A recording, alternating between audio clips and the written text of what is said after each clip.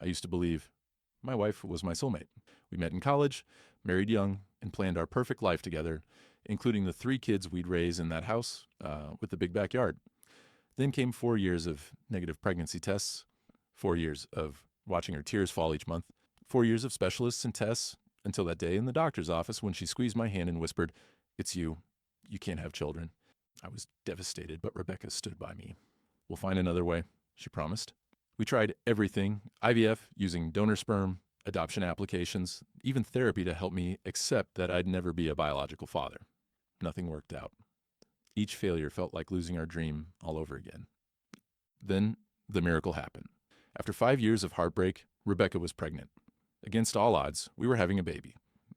I was ecstatic, crying when I first heard the heartbeat, painting the nursery myself, assembling the crib with shaking hands. Our daughter Lily was born beautiful and perfect. But whispers started, if family members exchanging glances at her first birthday party, my brother awkwardly mentioning how she looked just like Rebecca, my mother carefully avoiding the subject of family resemblance altogether. I ignored them all. Miracles happen, right? Until I found that letter from the hospital hidden in Rebecca's lingerie drawer. The envelope marked DNA results enclosed had been opened and quickly resealed. When I confronted her, she laughed it off. Junk mail. Everyone gets those. I wanted so badly to believe her. But then came the locked phone, the mysterious appointments, the way she'd panic if I spent too much time alone with Lily, the way she'd interrupt whenever I mentioned taking a family DNA test for fun.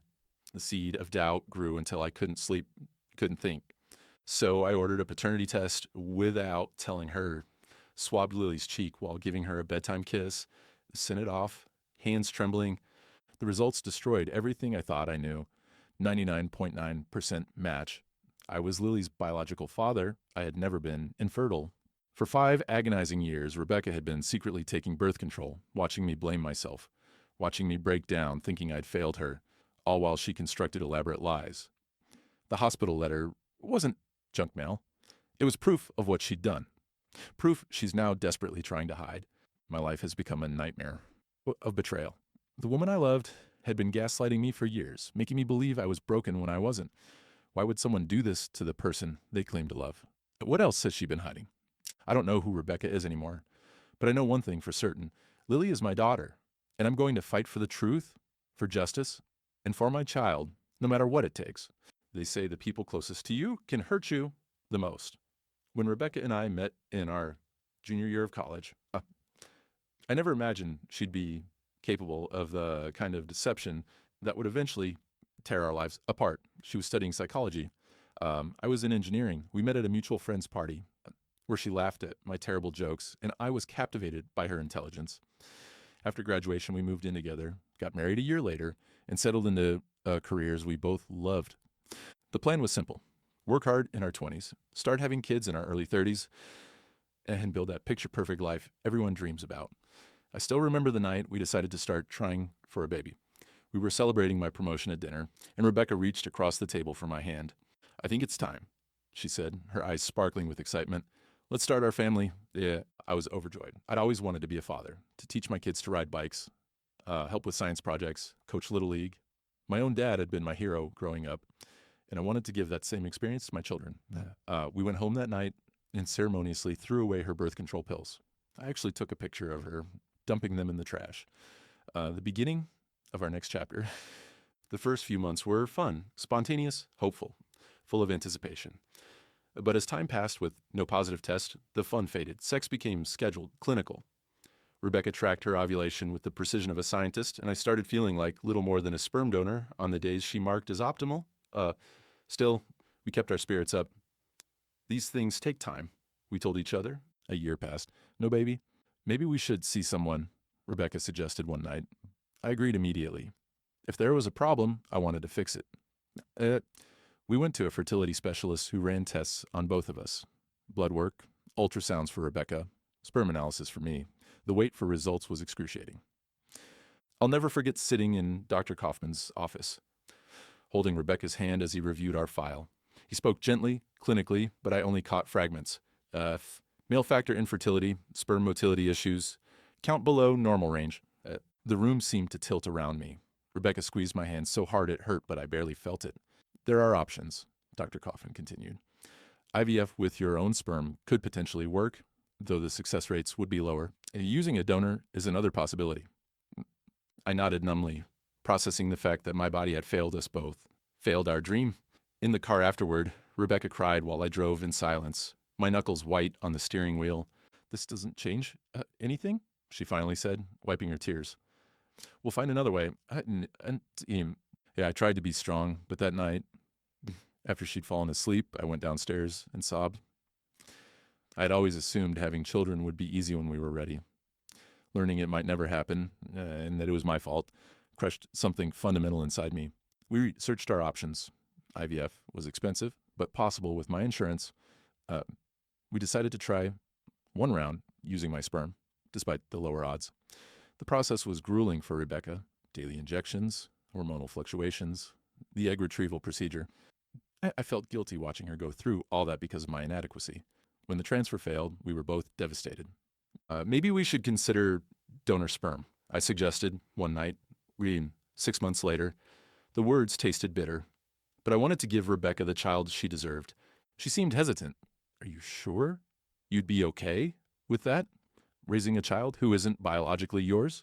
They would still be our child, I insisted. Biology isn't everything. We scheduled another appointment with Dr. Kaufman to discuss donor options. But the week before our appointment, Rebecca caught the flu. She was so sick we had to reschedule. And somehow, in the chaos of work and life, we never made it back. Instead, we started exploring adoption. The adoption process was even more complicated than we'd anticipated. Home studies, background checks, financial reviews, waiting lists. We attended orientation sessions and met with agencies. But every path seemed strewn with obstacles and expensive. So much more expensive than we'd planned for. Meanwhile, our friends were all having babies.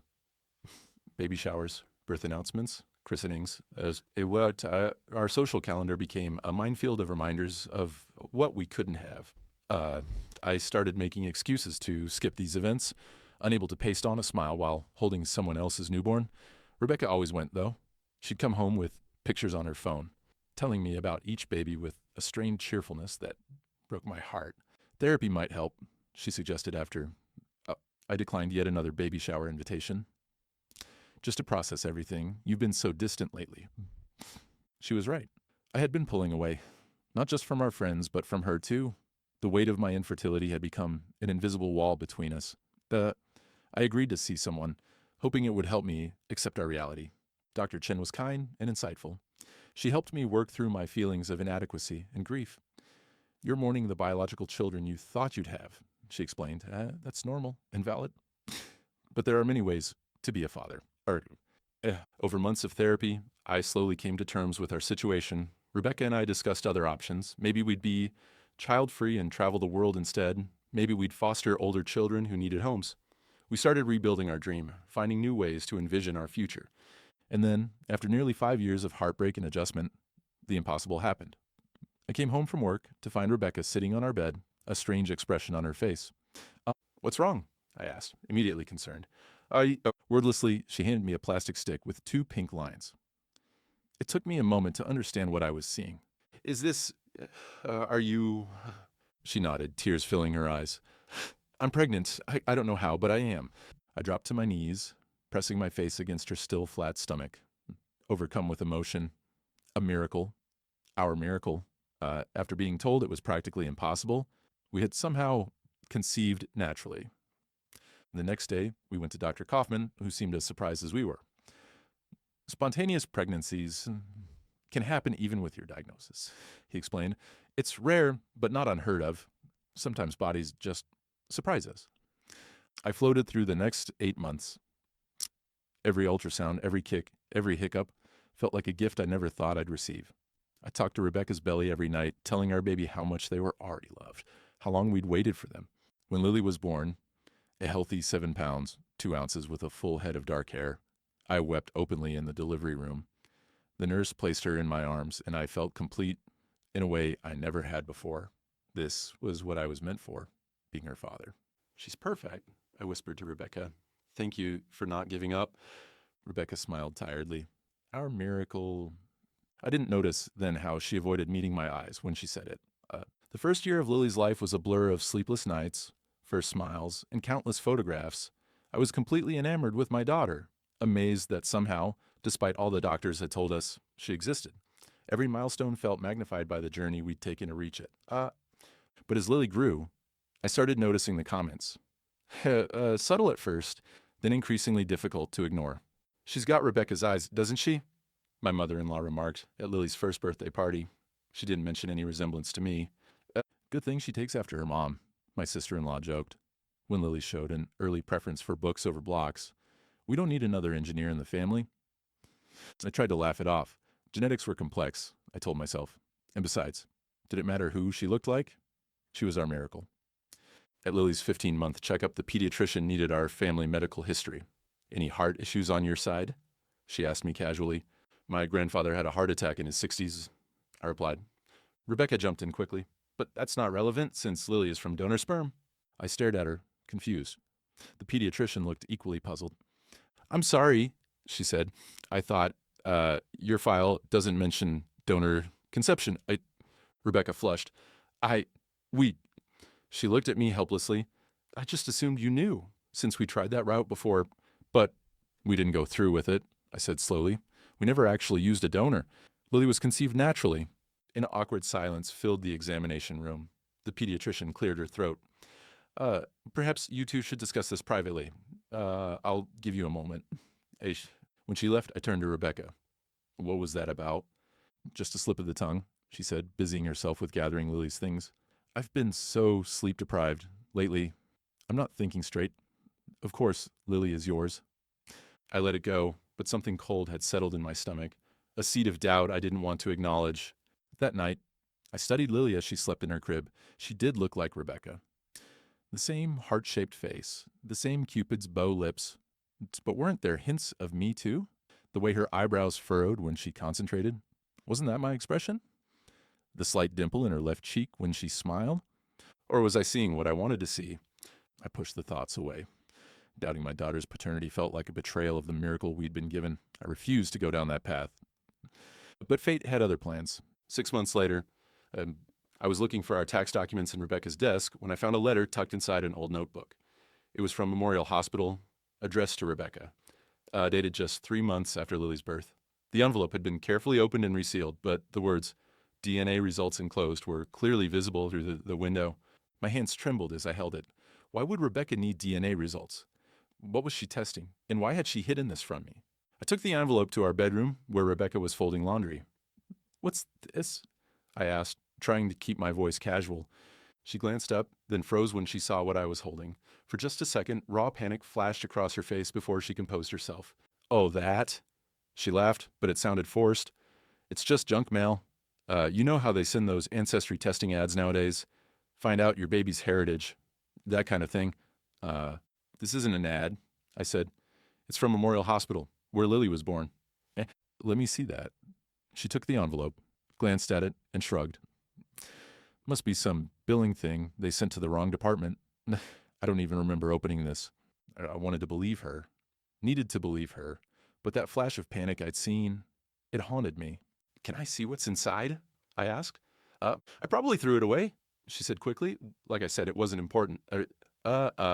Later that week, I noticed Rebecca had started taking her phone with her everywhere, even to the bathroom. She'd angle the screen away when I came near, end calls abruptly if I entered the room.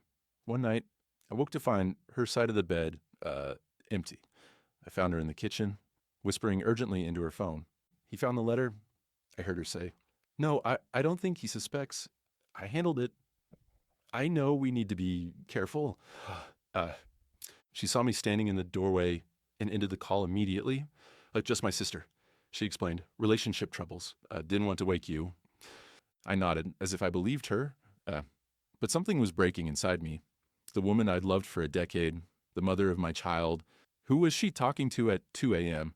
What was she hiding? The next day, Rebecca announced she was taking Lily to visit her parents for the weekend. "You've been working so hard. You could use some quiet time," she said, kissing my cheek. "We'll be back Sunday evening." As I helped load their bags into the car, I noticed she had packed far more than a weekend's worth of clothes. When I pointed this out, she laughed nervously. "You know how it is with babies. Better to have too much than too little.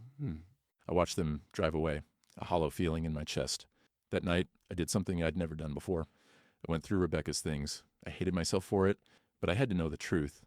In her nightstand, I found a small plastic case of birth control pills. The date on the package showed they were current, but Rebecca and I hadn't used birth control since we started trying for a baby 6 years ago. We certainly hadn't started again after Lily. In her closet, tucked inside a boot, I found a burner phone. The call history showed dozens of calls to and from a single number. No name saved. Most calls were late at night or when I was at work. And in her desk drawer, hidden beneath a false bottom I never knew existed, I found a folder. Inside were medical records, my medical records from our fertility testing years ago. But these were different from the copies I had. On these, someone had altered the results. My actual sperm count and motility numbers had been dramatically lowered. The diagnosis had been changed from mild issues, conception possible, to severe oligospermia, natural conception, highly unlikely. The room spun around me. I had to sit down, my legs suddenly unable to support my weight. And I said, who was this woman I had married? What else had she lied about? I called our fertility clinic the next morning, claiming I needed my records for a new specialist. When they arrived by email, I compared them to the altered versions. There was no doubt the documents Rebecca had shown me years ago had been falsified.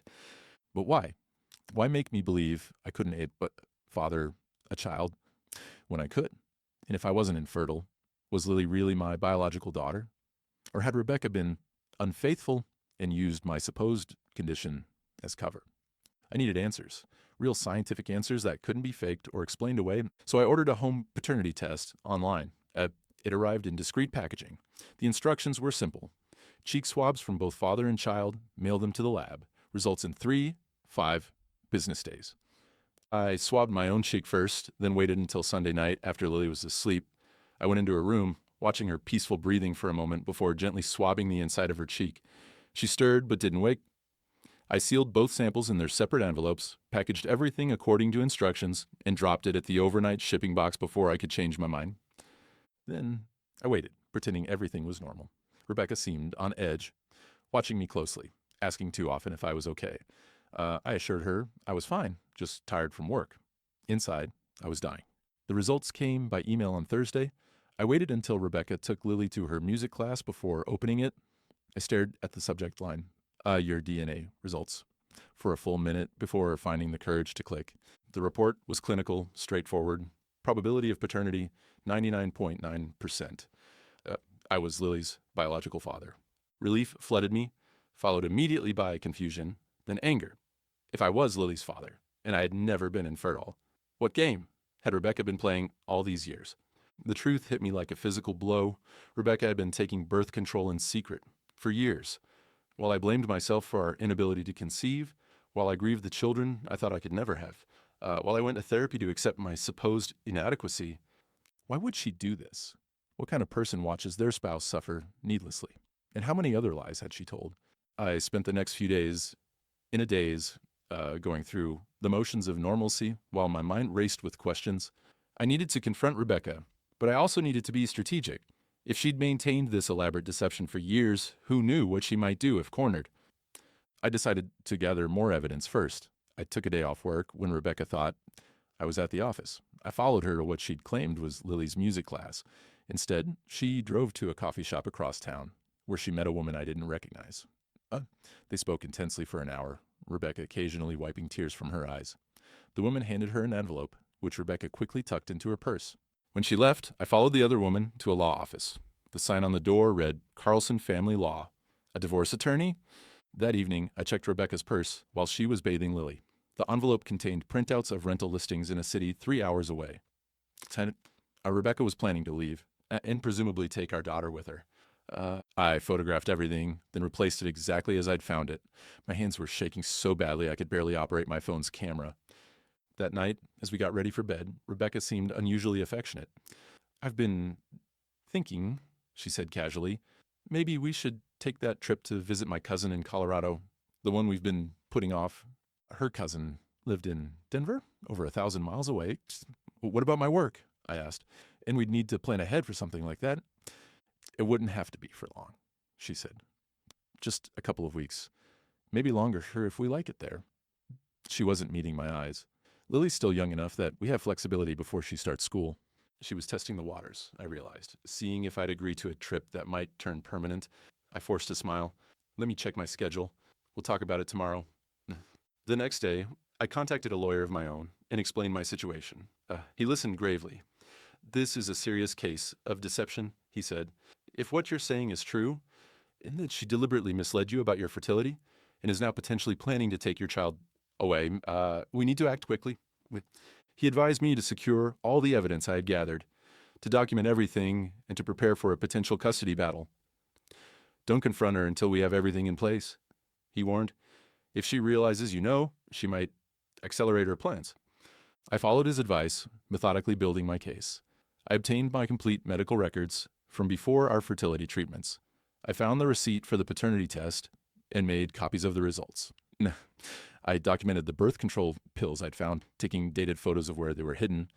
I also discovered more disturbing evidence. Email exchanges between Rebecca and her sister, dating back years, discussing the deception. He still has no idea. One read, "Sometimes I feel guilty, but it's for the best. You know what happened with Dad?" Rebecca's father had abandoned her family when she was young. Was that related to this somehow? Was she so damaged by that experience that she'd created this elaborate fiction to control our relationship? But the worst discovery came when I searched her laptop while she was grocery shopping with Lily. There were emails from 5 years ago when we first began trying to conceive between Rebecca and the fertility doctor who had diagnosed me. Not Dr. Kaufman, who we eventually settled with, but the first specialist we'd seen. "I need you to tell him there's a problem with his fertility," Rebecca had written. "Make it convincing, but not hopeless. I need time." The doctor had refused, citing ethical concerns. Rebecca had immediately switched us to Dr. Kaufman's practice. Had she found a more cooperative medical professional, or had she simply intercepted and altered the results herself before showing them to me? Either way, the deception had been premeditated and calculated from the very beginning. I felt physically ill reading these exchanges. Who was this woman I had married? Who was this person I'd built a life with, had a child with? And then I found the most recent emails, messages to a man named Thomas. The exchanges were intimate, referring to shared history. "Just like old times," he wrote, after one of their meetings. Rebecca's responses were affectionate but cautious. "We need to be careful," she wrote. He's suspicious after finding that letter. I scrolled back further and discovered Thomas was an ex-boyfriend from before we met. They had reconnected 2 years ago, around the time we started seriously discussing adoption. Had she been seeing him all this time? Was that why she'd hidden her fertility from me? So she could control when she got pregnant and with whom? But the paternity test confirmed Lily was mine. That, at least, wasn't a lie. I was still reeling from these discoveries when Rebecca asked me to watch Lily while she ran errands.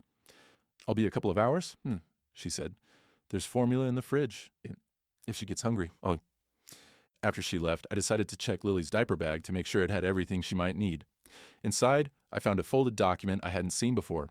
It was a court filing, a petition for emergency custody, claiming I was mentally unstable and potentially dangerous. It included fabricated incidents of aggression and paranoia. Rebecca had already signed it. It just needed to be submitted to the court. My blood ran cold. She wasn't just planning to leave. She was planning to take Lily away legally, to paint me as unfit. The document was dated for filing the following week. I photographed every page, hands shaking with rage and fear. Then I called my lawyer.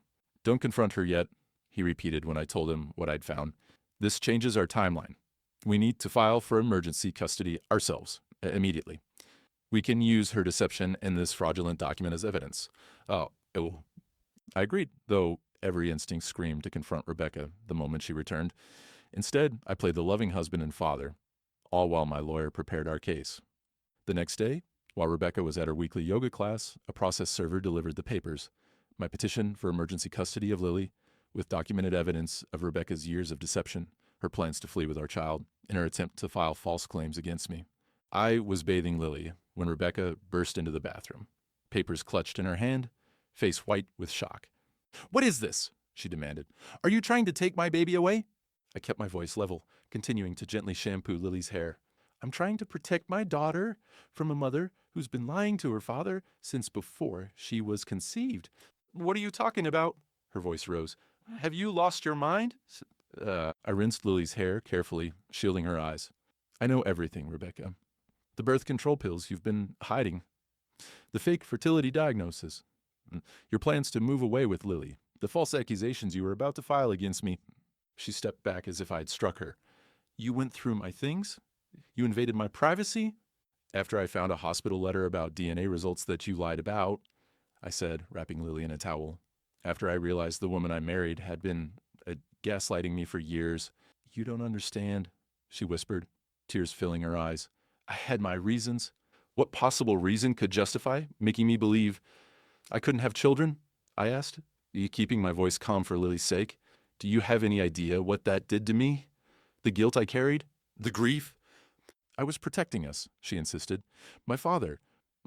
I know about your father, I interrupted. He left when you were young. That doesn't explain or excuse what you did to me. I carried Lily to her nursery, gently drying her and dressing her in pajamas, while Rebecca hovered in the doorway, still clutching the court papers. Thomas knows about this, doesn't he? I asked, not looking up from Lily. Is that who you've been calling late at night?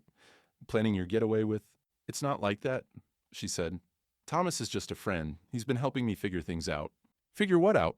How to take my daughter away from me? How to falsely paint me as unstable and dangerous?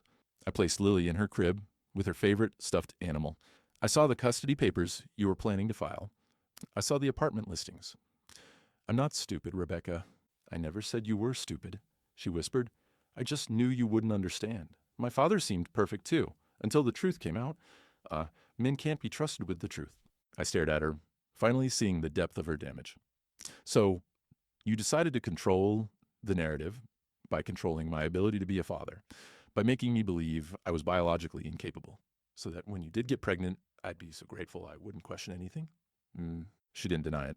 I needed to be sure that you wouldn't leave us, sure that if you did, I'd have a way out. By lying to me for our entire marriage, I shook my head in disbelief. By watching me suffer through the belief that I was somehow, defective, you'd never understand what it's like to be abandoned as a child, she said, her voice hardening. To watch your mother fall apart because she didn't have a backup plan. So this was your backup plan? Destroy my self-worth? Manipulate me for years? Then when it suited you, get pregnant while letting me think it was some kind of miracle? She looked away. I needed security, and I needed honesty. I replied, do you know what the cruelest part is? Lily really is mine. The paternity test confirmed it. You let me believe in a miracle that was actually just you finally stopping your secret birth control. You turned what should have been simply joy into an elaborate deception. Rebecca's eyes widened. You did a paternity test without telling me? Just like you did DNA testing without telling me, I countered. The difference is I was looking for the truth. What were you looking for, Rebecca? Confirmation that your plan worked? Evidence to use against me later? She had no answer. We stood there, the truth finally exposed between us, neither knowing where to go from here. The weeks following my confrontation with Rebecca were a blur of legal meetings, court appearances, and painful conversations. The judge granted me temporary custody of Lily while the case proceeded, with supervised visitation for Rebecca. She moved out, staying with her sister while I remained in our home with our daughter. The evidence against Rebecca was overwhelming. Not just the falsified medical records and secret birth control, but emails and texts revealing the extent of her deception. Her attorney pushed for mental health evaluations, arguing that Rebecca had suffered from untreated anxiety and abandonment issues stemming from her childhood trauma. I didn't doubt that Rebecca had been damaged by her father's abandonment, but understanding the root of her behavior didn't excuse it.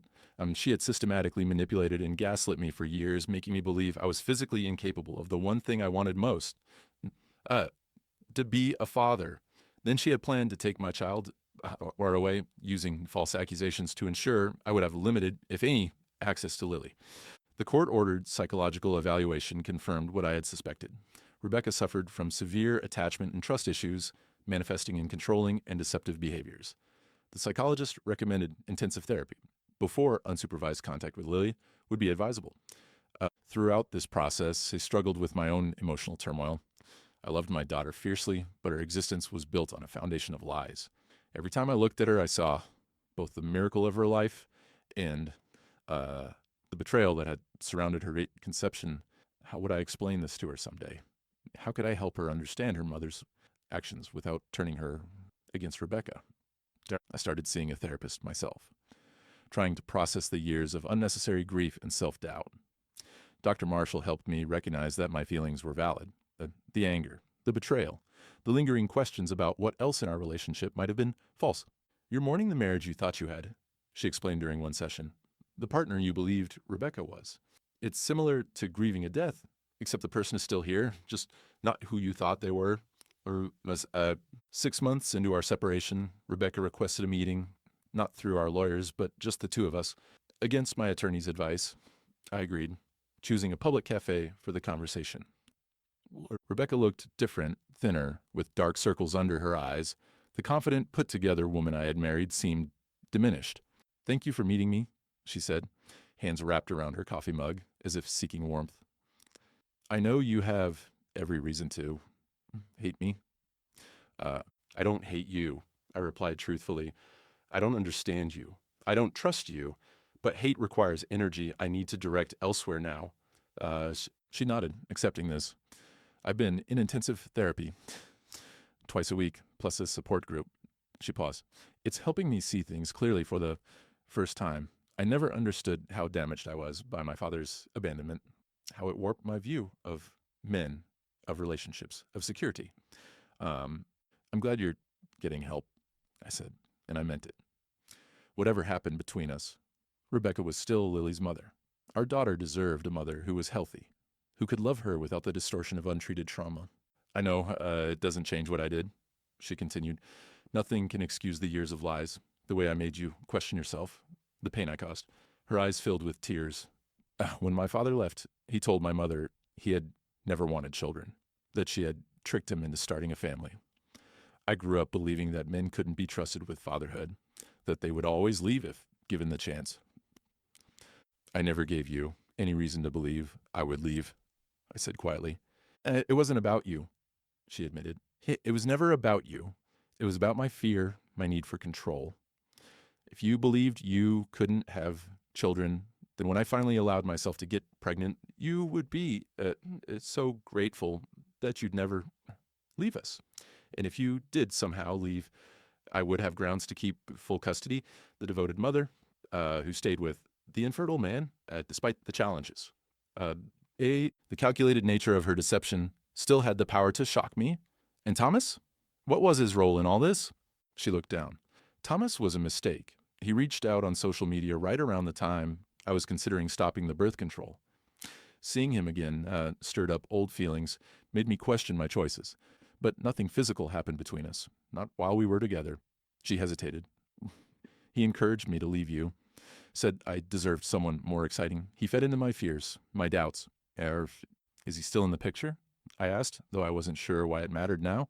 No, he disappeared as soon as the custody case hit the courts. Turned out he wasn't interested in being part of a messy legal battle. She smiled bitterly. Another man who couldn't be counted on when things got difficult. We sat in silence for a moment, the weight of her confessions hanging between us. I brought something, Rebecca finally said, reaching into her purse. She pulled out a sealed envelope. The DNA results from the hospital, the ones you found. I took the envelope, my heart racing. Why show me this now? Because you deserve the whole truth, she said. After I got pregnant, I was uncertain. I'd been on birth control for so long, I wasn't sure if the baby was yours or if... She trailed off. If you'd been with Thomas, I finished for her. She nodded, unable to meet my eyes. It was just once, a moment of weakness when I was confused about everything. When I found out I was pregnant, I panicked. I had the DNA test done as soon as possible after Lily was born. When it confirmed you were her father, I was relieved, but also terrified that you'd somehow discover what I'd done. I opened the envelope. Inside was a formal hospital document confirming paternity, matching the home test I'd done later.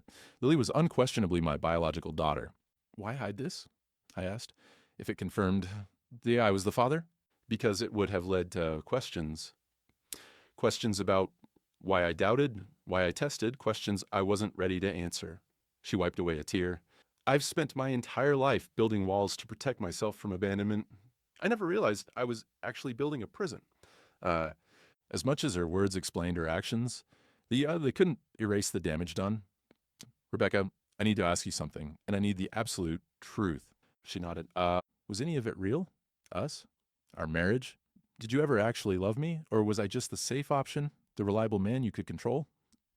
Her eyes met mine, clear and direct for perhaps the first time in our relationship. I loved you. I still love you, but not in the way you deserve to be loved. I loved you through the filter of my fear, my damage. I loved what you represented: safety, stability, kindness. I just couldn't trust those things to last. Her honesty, however painful, felt like the first genuine exchange we'd had in years. What do you want now? I asked. To get better, she said simply. To be the mother Lily deserves. To somehow make amends for what I did to you. Though I know that's probably impossible. She hesitated. I'm not asking for reconciliation. I don't have the right. But I am asking for the chance to be in Lily's life in a healthy way. I considered her words carefully. Despite everything, I didn't want Lily to grow up without her mother. But I also couldn't risk Rebecca's issues affecting our daughter. I'm willing to work with the therapists in the court to establish appropriate visitation, I said finally. But trust has to be earned, Rebecca, and you've got a long road ahead to rebuild any of that. I know, she whispered. Thank you for even being willing to try. As we parted ways that day, I felt a strange sense of closure. Not forgiveness, I wasn't there yet, might never be, but understanding. Rebecca's deception hadn't been about me at all. It had been about her own demons, her own damaged worldview. In the year that followed, our lives settled into a new normal. The divorce was finalized. I retained primary custody of Lily, with Rebecca granted supervised visits that gradually increased as she continued her therapy and demonstrated stability. I sold our house, too filled with painful memories, and bought a smaller place closer to my parents, who were overjoyed to be active grandparents in Lily's life. My own therapy continued as well. I needed to process not just the betrayal, but also my identity as a single father, a role I never anticipated, but found deeply fulfilling. Lily became my center, my joy, my purpose. Watching her grow, hearing her laugh, being there for every milestone, it healed parts of me I hadn't realized were broken.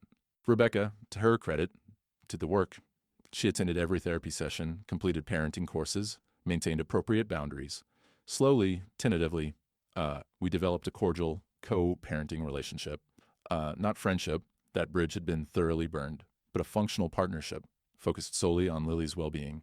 Sometimes, in quiet moments, watching Lily sleep, I still wondered about the years of my life spent believing a fundamental lie about myself, and the grief and shame I'd carried needlessly. The therapy sessions where I'd struggled to accept a condition I never actually had. But then Lily would stir, would smile in her sleep, and I'd be anchored back to what mattered most, that she was here, she was mine, and no deception could change that essential truth. One evening, as I was tucking 3-year-old Lily into bed, she asked a question that caught me off guard. Daddy, why don't you and Mommy live in the same house like Tyler's parents? I sat on the edge of her bed, considering how to answer in a way her young mind could understand. Well, sweetie, sometimes grown-ups find they can't live together anymore, even though they both love their children very much. Did you and Mommy fight? She asked, her innocent eyes searching mine. We had different ideas about important things, I said carefully.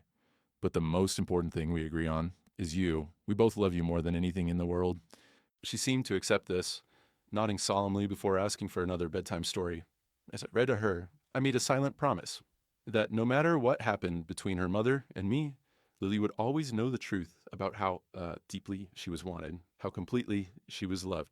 2 years after our divorce, I met Claire at a conference for engineering educators. She was brilliant, warm, and refreshingly straightforward. Our relationship developed slowly, cautiously, on my part. Trust didn't come easily anymore. But Claire's patience and understanding gradually broke through my walls. When I finally told her the full story of my marriage to Rebecca, the deception, the gaslighting, the custody battle, I expected shock, perhaps even retreat. Instead, she reached for my hand. Thank you for trusting me with that, she said. It says so much about your character, that you've remained focused on being a good father, despite everything you've been through. Meeting Lily was a careful, gradual process. Claire never tried to replace Rebecca or overstep boundaries. She simply offered friendship, support, and eventually a genuine bond that Lily responded to with her characteristic openness. Rebecca's reaction to Claire was complicated. I saw flashes of the old jealousy, the old fear of being replaced, but her therapy had done its work. She maintained respectful boundaries and even thanked Claire once for being kind to our daughter. She seems good for both of you. Rebecca admitted during a handoff one Sunday evening. Lily talks about her all the time. She is good for us, I confirmed, but she knows you're Lily's mother. That never changes. Rebecca nodded, a sad smile crossing her face. I made so many mistakes, Mark. Hurt so many people because of my own fears. But Lily, she wasn't a mistake. Even with everything that happened, I can't regret the choices that brought her into the world. Looking at my daughter skipping ahead to the car, chattering excitedly about her weekend with her mother, I found myself agreeing. The path had been twisted, painful, built on lies, but it had led to Lily. And for her, I would walk through fire, again and again. Claire and I married when Lily was 6. Rebecca attended the ceremony with her new partner, a kind man she'd met in her support group who understood her history and was helping her continue her healing journey. We weren't friends, never would be. But we had found a way to coexist peacefully for Lily's sake. Sometimes people ask if I regret those years with Rebecca, if I wish I could erase the deception and pain from my life story. The answer is complicated. I regret the trust that was broken, the grief I carried unnecessarily, but I don't regret where it led me, to Lily, to self-knowledge, eventually to Claire and the blended family we've created together. The truth about fatherhood, I've learned, isn't found in biology or DNA results, or even in the absence of deception. It's found in the daily choice to show up, to love unconditionally, to put someone else's well-being above your own. By that measure, despite everything Rebecca did to make me doubt myself, I was always meant to be a father. And no lie, no matter how expertly crafted, could ever change that essential truth, the DNA results. Rebecca tried so desperately to hide, didn't reveal anything I didn't already know in my heart, that Lily was mine. What they did reveal was something far more important, that sometimes the greatest betrayals can lead to our greatest blessings, that truth will always find its way to the surface, and that the family we choose can be even stronger than the one we're born into. In the end, Rebecca's deception didn't destroy me. It revealed parts of myself I never knew existed: strength, resilience, the capacity for forgiveness without forgetting. And when I look at Lily's smile, the one that sometimes mirrors my own, I know with absolute certainty that every painful step of the journey was worth it.